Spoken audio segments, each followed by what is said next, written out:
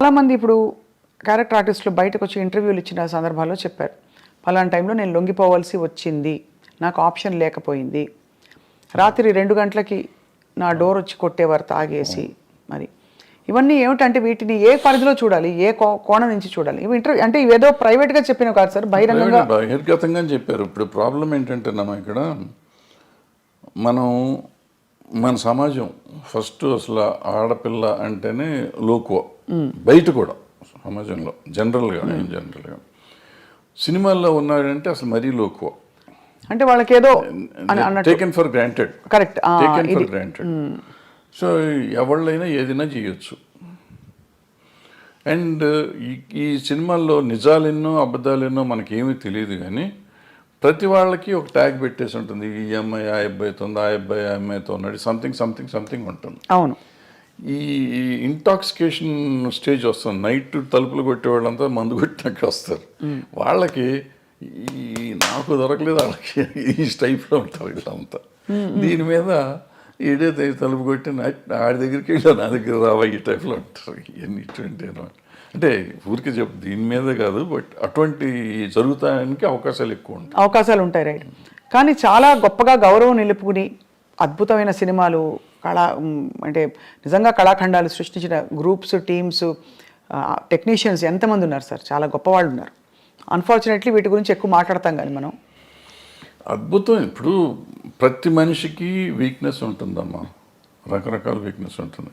ఆ వీక్నెస్ ఏదైనా అయ్యి ఉండొచ్చు, అమ్మాయి అయ్యి ఉండొచ్చు, కులం అయ్యి ఉండొచ్చు, మతం అయ్యి ఉండొచ్చు, ఇంకోటి అయ్యి ఉండొచ్చు. సో ఆ వీక్నెస్ని గురించి మనం మాట్లాడితే ఇప్పుడు మంచిని గురించి కూడా మాట్లాడవచ్చు కదా. తప్పకుండా. అయ్యో, మంచిని గురించి మాట్లాడితే ఇప్పుడు ఈ అమ్మాయిల వీక్నెస్ని గురించే మాట్లాడితే ఇవాళ సమాజంలో ఎంతమంది నిలబడతారు? పొలిటీషియన్స్ని తీసుకోండి, సినిమా యాక్టర్లను తీసుకోండి, ఈవెన్ బయట సమాజంలో తీసుకోండి, సాఫ్ట్వేర్లో తీసుకోండి, మీడియాలో తీసుకోండి, ఎక్కడన్నా తీసుకోండి, స్త్రీయే మూల కారణం అంటారు. ఇప్పుడు నేను ఇది ఉంది కదా, ఈ కేసు ఉంది కదా, ఇది మన ఐసీని పెట్టిన కోర్టు, అదే పాష్ రూల్స్ ప్రకారం తీసుకుంటే ఈ చెప్పిన ఏ సెక్టర్లో అయినా మగవాళ్ళు ఉంటారా? ఉండరు. కొంతమంది బహిరంగంగా బయటకు వచ్చేవి, కొంతమంది రాకుండా, కొంతమంది దాని ఇప్పుడు నువ్వు మా ఇందాక వచ్చి నీ షేక్ హ్యాండ్ ఇస్తే కూడా తప్పే, నీ చెయ్యి నా చేతికి తగిలితే తప్పే, according to posh act. Bad touch, good touch అంటారు. నువ్వు బ్యాడ్ టచ్గా ఫీల్ అయ్యావు, నేను గుడ్ టచ్ నీకు ఇచ్చింది. అలా కూడా పడతారు సార్ కేసులు? బ్యాడ్ టచ్, గుడ్ టచ్ అవుతుంది కదా, ఉంది. బట్ అంటే దానికి ఒక సమంజసమైన పరిధి నిజంగా ఉండొచ్చు. నీకు నువ్వు ఫీల్ అయ్యి ఉండొచ్చు, నేను ఫీల్ అయ్యి ఉండకపోవచ్చు, నువ్వు ఫీల్ అయ్యి ఉండొచ్చు. నువ్వు ఫీల్ అయితే కేసేగా. అది మొత్తానికైతే క్లిష్ట పరిస్థితుల్లో అలా మామూలుగా వస్తున్నావు. నేను చనువుగా ఫాదర్లీ ఫీలింగ్తో స్వప్న బలి చేసావు, దెబ్బేసాను అనుకో, అమ్మాయిని ముట్టుకున్నావు, కొంపని కింద అయిపోయావు. నువ్వు కేసు పెడితే నేను అయిపోయాను. సో అందుకే చాలా అతి జాగ్రత్తగా ఉండవలసిన చాలా జాగ్రత్తగా ఉండాల్సిన పరిస్థితులు వచ్చినాయి. ఇప్పుడైతే మాత్రం as long as this posh case this act ఉన్నంత కాలం అతి జాగ్రత్తగా ఉండకపోతే కొంపలు మునుగుతాయి. అండ్ ఇప్పుడు సోషల్ మీడియా వచ్చాక అసలు క్షణాల్లో అన్ని వైరల్ తర్వాత ఇంకా చాలా జాగ్రత్తగా ఉండాలి. అంటే డెఫినెట్గా ఇవన్నిటి వల్ల కొంత మార్పు వస్తుంది.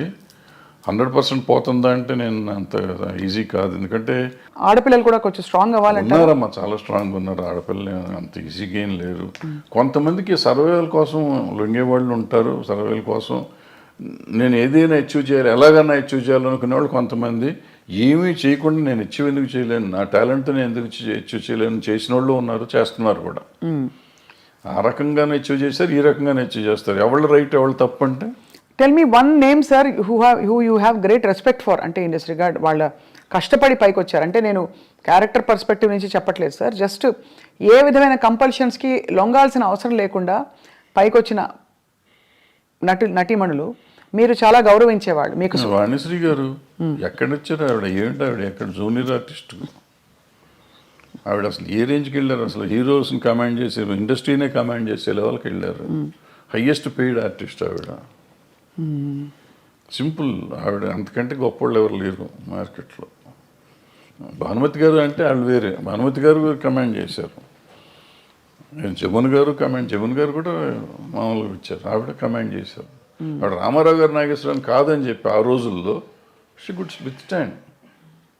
మనం అనుకుంటాం రామారావు నాగేశ్వరరావు కంటే వేరే లేదు ఆ రోజుల్లో, ఆల్టర్నేటివ్ లేని పరిస్థితుల్లో ఆవిడ నిలబడి మళ్ళీ వాళ్ళిద్దరూ ఆవిడతో కాంప్రమైజ్ అయ్యారు తప్ప ఆవిడ వాళ్ళతో కాంప్రమైజ్ అవ్వలేదు. సో ఎప్పుడు ఇదేం లేదు, అదే ఏదో అయిపోతుంది అదేం లేదు. సౌందర్య గారు చెప్పుకుంటా పోతే ఎవరైనా ఉంటారు, ఎవరికి ఉండే వీక్నెస్ వాళ్ళకు ఉంటుంది. ఆ వీక్నెస్లోని మనకి సంబంధం లేదు, వాళ్ళ పర్సనల్ ఇష్యూస్ అయ్యి. కరెక్ట్ అండి, అంతే సార్. అంతే తప్ప వీళ్ళంతా ఇటు ఉల్లంఘిపోయారా ఉన్నారా? వాణిశ్రీ గారు ఏం చేశారు అసలు? ఆవిడ ఏంటి అక్కడ ఎక్కడి నుంచి వచ్చింది? కానీ ఆ రోజుల్లో ఎవరు మనసు పడలేదా సార్ వాణిశ్రీ గారిని చూసి? చాలా పడితే పడ్డారు, ఆ గొడవ మనకు సంబంధం లేదు. బట్ ఆవిడ డిక్టేట్ చేసింది కదా. అవును, ఆవిడ వచ్చిన రోజు నుంచి ఆవిడ అట్లా ఎదుగుదల వచ్చింది కదా అవును, సినిమా ఇండస్ట్రీలో. అంటే ఆవిడలో టాలెంట్ లేకపోయి ఉంటే ఆవిడ ఇంత గొప్పది అయ్యేది కాదుగా. కరెక్ట్. టాలెంట్ ఉంది కాబట్టే కదా మిగిలిన ఏంటనే పక్కన పెట్టండి. ఆవిడ ఏదో బాగాలేదన్నారు, కళ్ళు బాగాలేదంటారు, అది అంటారు, ఇది అంటారు. ఫైనల్గా ఆవిడే గాడెస్ అయిపోయింది కదా. అవును, అన్ని భాషల్లో, తమిళ్లోను తెలుగులోను. ఏం అందం సార్ అసలు. అంటే రంగు తక్కువ అని అప్పుడు అన్న వాళ్ళందరూ ఒక్కసారిగా వాణిశ్రీ చీర కట్టారంటే, వాణిశ్రీ గారి చీర అంటే ఒక ట్రెండ్ సెటర్. సో ఎక్కడ వాణిశ్రీ ఎక్కడికి వెళ్ళేది ఆవిడ?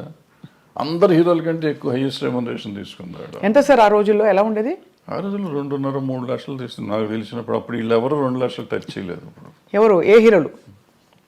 రామారావు గారు, నాగేశ్వరరావు కూడా? రామారావు గారు ఇంకా తక్కువ. శోభన్ బాబు తీసుకున్నాడు అప్పట్లో, 2 తీసుకున్నాడు. ఈవిడ 2.5 తీసుకున్నాడు రోజుల్లో. మరి కాలం మారిపోయిందా, డబ్బు విలువ పడిపోయిందా సార్? రామారావు గారు కంబ్యాక్ వచ్చినాక ఆయన హైయెస్ట్కి వెళ్ళిపోయారు. ఆ మధ్యలో బడిపంతులు చేసే రోజుల్లో ఆయన 1,00,000 దగ్గరే ఉన్నారు అన్నమాట. ఇప్పుడు ఎగిలిపోతూ ఉంటుంది. అంటే ఇది ఎట్లా ఉంటుందంటే దీంట్లో ఇప్పుడు వస్తున్న ఇష్యూస్ అన్నీ ఏంటంటే ఇప్పుడు ఇద్దరు మ్యూచువల్గా ఒకళ్ళకొకళ్ళు ఇష్టపడతారు. ఇప్పుడు అప్పుడు కూడా కదా సార్? ఎప్పుడైనా కానీ ఇష్టపడతారు. ఇష్టపడతామో లేకపోతే సరెండర్ అవటమో ఏదైనా అనుకోండి. సరెండర్ అయినా కానీ తర్వాత కలిసి ఉన్నారుగా. అవును, నాతో సరెండర్ అయిపోయినాక ఇద్దరు కొంతకాలం కలిసి ఉన్నాం. ఇప్పుడు సరెండర్ అయిన వాళ్ళు నా మీద కేసు పెడతాం మొదలెడతాను అన్నమాట. అయితే సరెండర్ అయ్యి కొంతకాలం అయిపోయినాక నేనంటే వాళ్ళకన్నా మొఖం మొత్తి ఉండొచ్చు, నాకు వాళ్ళ మీదన్నా మొఖం మొత్తి ఉండొచ్చు. అది ఎవరికైనా ఎప్పుడైనా జరగచ్చు. నాకు బయటికి వెళ్తా అంటే వదిలిపెట్ట బుద్ధి ఇదిగా ఒకరికొకరు మ్యూచువల్గా వదిలిపెట్టపోయినప్పుడు ఈ కేసులు గట్టలు కథలు వస్తాయి. అప్పుడు నువ్వు ఎట్లా మొన్నటిదాకా బాగానే ఉన్నావు కదా, ఇప్పుడు నేను అవసరం తీరిందని వచ్చావా అని ఒకళ్ళు ఈ రకంగా ఉంటాయి. న్యాచురల్, ఇది హ్యూమన్ సైకాలజీ. ఇది దాన్ని పట్టుకుని మనం మాట్లాడతాం కదా. ఇక్కడ ఏంటంటే నో మీన్స్ నో మీద మాట్లాడాలి మనం. ఇప్పుడున్న కొత్త సిస్టమ్, ఒకప్పుడు అది వేరు. ఇప్పుడు శీలం అనేది ఒకప్పుడు పవిత్రమైనదిగా మాట్లాడుకునేవాళ్ళం. ఇప్పుడు ఎంతమందికి శీలం సరిగ్గా ఉంది అంటే చాలా డౌట్లు ఉన్నాయి. అంటే శీలాన్ని శీలంగా చూస్తున్నామా లేదా అనేది పాయింట్. అంటే ఇది వరకు ఇట్ వాజ్ అ బిగ్ టాబు. అంటే ఇప్పుడు కాదు, అది ఇప్పుడు మోర్ నార్మలైజ్ అయింది, నార్మలైజ్ అయిపోయింది. సో ఇప్పుడు దానికి ఏమవుతుంది ఆటోమేటిక్గా నీకు ఇష్టం లేనప్పుడు అవుతుంది. రోజు మనకి రిలేషన్షిప్లో ఉంటున్నాం, మనం రిలేషన్షిప్లో ఉన్నామని మనం ఫేస్బుక్లో పెట్టుకుంటున్నాం, ఇన్స్టాగ్రామ్లో పెట్టుకుంటున్నాం, అన్ని చోట్ల పెట్టేసుకుంటున్నాం. నెక్స్ట్ డే ఇప్పుడు బ్రేకప్ అయిపోయామని మనం పెట్టుకుంటున్నాం. సో మనమే అనౌన్స్ చేసుకుంటున్నాం వాట్ ఈస్ హ్యాపెనింగ్. అవును, ఆ తర్వాత మనకే కోపం వస్తే వాళ్ళ మీద కేసు పెడుతున్నాం. ఇది ఇప్పుడు దానికి ఎవరు బాధ్యులు అంటే కలిసి ఉన్నారు కదా. ఇప్పుడు ఏం పోయే కాలం ఏం తీపరం వచ్చింది మీకు అంటారు మా అమ్మమ్మ భాషలో మాట్లాడాలంటే. తీపరం లేదు, తాపరం లేదు. ఇది ఏంటంటే నాకు ఇష్టం లేదు, నువ్వు రావద్దని రావకూడదు, అంతే, సింపుల్. సో అక్కడ నుంచి ఆ వైరం వల్ల వచ్చే కేసులు అంటారు ఇది. కానీ జెన్యున్గా ఆడపిల్లలకి రక్షణ లేదని హేమా కమిటీ రిపోర్ట్ని కూడా మీరు ఆమోదించపోరు. ఎందుకు డెఫినెట్గా ఉందమ్మా, డెఫినెట్. ఇప్పుడు ఒక అమ్మాయి వచ్చింది పాపం, ఎవరో ఒక అమ్మాయి ఆశగా సినిమాల్లోకి చేద్దామని వచ్చింది. వచ్చిన అమ్మాయిని నువ్వు నాకు ఏదన్నా ఇది ఇస్తేనే నేను ఉద్యోగం ఇస్తాను, వేషం కానీ పని కానీ ఇస్తాను అనేది దుర్మార్గమే కదా. హేమ కమిటీ రిపోర్ట్లో కానీ ఎక్కడైనా కానీ ఈవెన్ పాక్సో దీంట్లో కానీ అదే చెప్తాను. నువ్వు అడగటం కూడా తప్పు.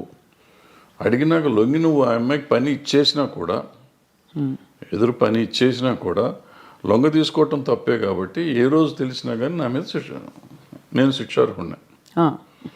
ఏమంటే మ్యూచువల్గా కలిసి ఉన్నాం కదా, నీకేంటి అని మనం అడగొత్తానికి లేదు. ఇంకా కలిసి ఉన్నా కానీ నువ్వు లొంగ తీసుకున్నావు కదా. అవును. ఇప్పుడు మరి జానీ మాస్టర్ ఇష్యూలో ఏమై ఉంటుంది సార్? అది దాన్ని నేను మాట్లాడకూడదు. మీరు మాట్లాడకూడదు కాబట్టి ఓకే ఫైన్, అడగం సార్. మేము కూడా కమిటీని కోర్టుని కంప్లీట్గా గౌరవిస్తూ అంటే